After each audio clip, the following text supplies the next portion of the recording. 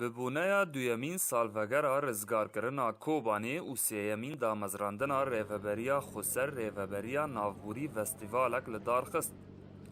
Festîval bi beşdarbûna serkerdeyên giştî ya leşkerî, partiyên siyasî û seroketiya her sê kantonên Xweser hat li darxistin. Her wiha her du hevserokên Partiya PYD Salih Muslim û Asya Abdallah di festîvalê da amade bûn. Muslim dazanîn got berxedaniya Kobanê projeyên me yên siyasî bi dunyayê da qebûl kirin.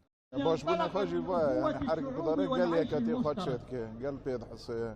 فاجتمع عليه أخبار العالم أجمع فبما إنه يتساوى الدين الفقير والغني وتتساوى فيه الرجل والمرأة ويحترم فيه الشبيبة فكل ذلك بصفو دماء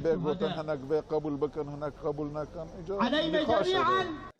Di berxedaniya Kobanê da ciwanên Kurd ji hemû deran beşdar bûn û yekemîn car bû got pêşmergeyên Herêma Başûrî Kurdistanê derbasî navaxa Kobanê bûn û mil bi mil bi yepegêra şer li dijî Daişê kirin. Ehmed Şêxo endamê Rêveberiya Tevdemê li Kobanê ji dengê Amerîka ra tekez kir got berxedaniya Kobanî bû sembola yekbûna Kurdan û yekbûna mirovahiyê li dijî kesên tondiraw.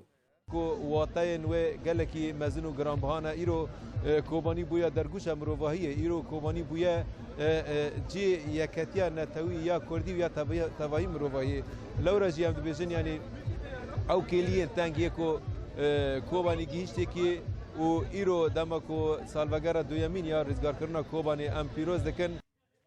Piştî pênc mehan ji şer û pevçûnên giran li gund û kolanên Kobanê di 27 meha çileya 2015 da yekeniyên parastina gelê YPG bi alîkariya pêşmergeyên Kurdistanê û koalisyona navnetewî dikarîbû bajarê Kobanê ji dagirkeriya Daişê rizgar bikira.